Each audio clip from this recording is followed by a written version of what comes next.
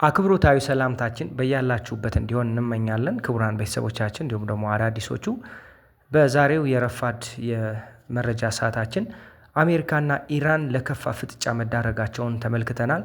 ዓለም ልክ እንደ እስራኤልና እንደ ጋዛ እንደ ራሽያና ዩክሬን አይነት ጦርነቶች ሊያጋጥማት የሚችልበት ሁኔታ ከፊቷ ለፊቷ ተጋርጧል። አሜሪካ የትልልቅ የጦር መርከቦቿ እነዚህ የጦር መርከቦች እንግዲህ በርካታ ሌሎች ትንንሽ የጦር አውሮፕላኖችን ሚሳይሎችን መሸከም የሚችሉ ህንድ ውቅያኖስ ሮብ ዕለት መድረሳቸው ተሰምቶ ነበር። ይሄ ደግሞ ዓለም ወደየት እየሄደች ነው? አሁን ደግሞ አሜሪካ ልክ እንደ ቬንዙዌላ ሁሉ ኢራንን ውስጥ ገብታ ምን ልታደርግ ነው የሚሉ አስተያየቶች እየተሰጡ ነበረ።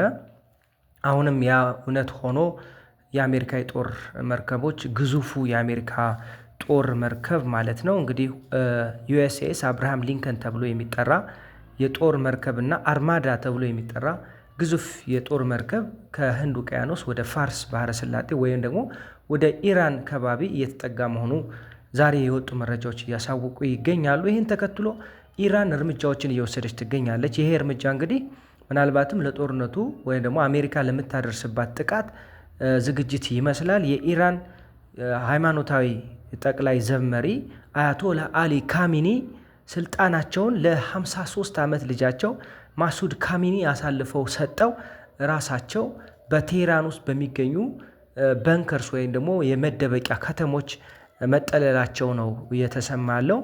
የኢራን ጄኔራል ፓክፑር የተባለ የምድር ጦር አዛዡ ደግሞ ለዜና ዘገባዎቹ እንዳሳወቁት በግልጽ ማለት ነው። ይሄ እንግዲህ በኢራን ሚዲያዎች ሳይቀር የተላለፈ ነው ማለት ነው። የተጋነነ ፖለቲካዊ ዘገባ አይደለም። ይሄ ትክክለኛ ዓለምን ለመረዳት የሚያስችል ዘገባ ነው።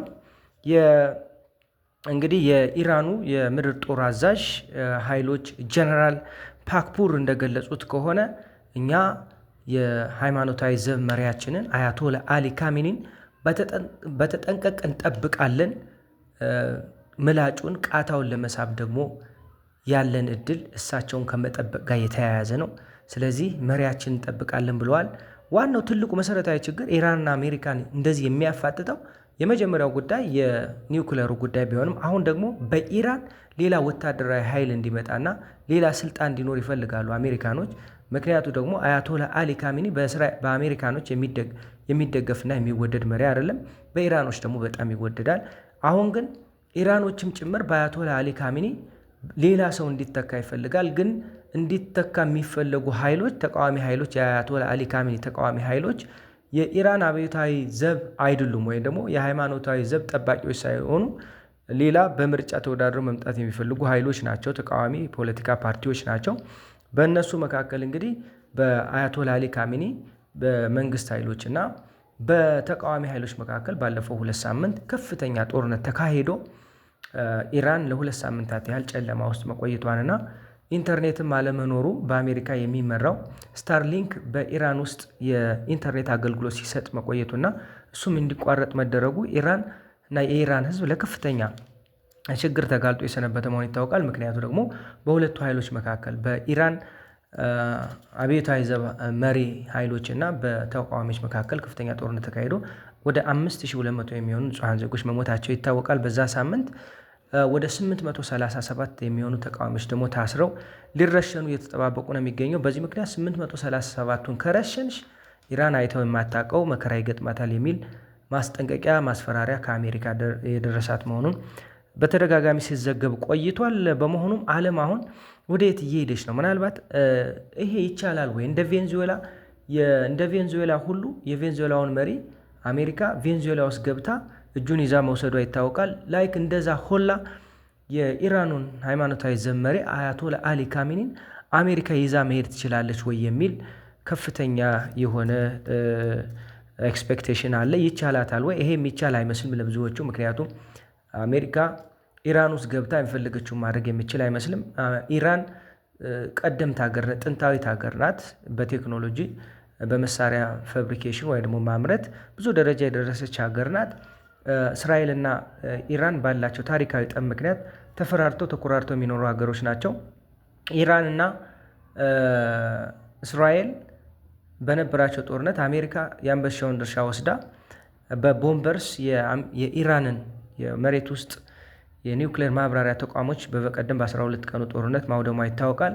አሁን ግን ኢራን የመሬት ውስጥ የኒውክሌር ፍንዳታ ወይም ሙከራ አድርጋ የተሳካ ሙከራ ማድረጓን የዓለም ዜና ምንጮች እየዘገቡ ነው የሚገኘው። ከዚህ አንጻር እንግዲህ ዓለም ወዴት እየሄደች ነው የሚል ትንታኔዎች በስፋት በኢራንና በአሜሪካ በኩል እንዲሁም ከእስራኤል ጋር በተያያዘ እየወጡ ይገኛሉ።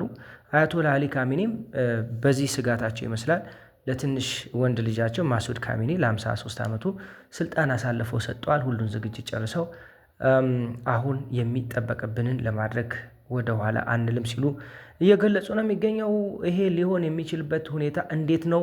በሌላ በኩል ተንታኞች እንደሚያሳውቁት ከሆነ አሜሪካ በፍጹም በኢራን ውስጥ ጦርነት አትከፍትም። ይሄ አይሆንም።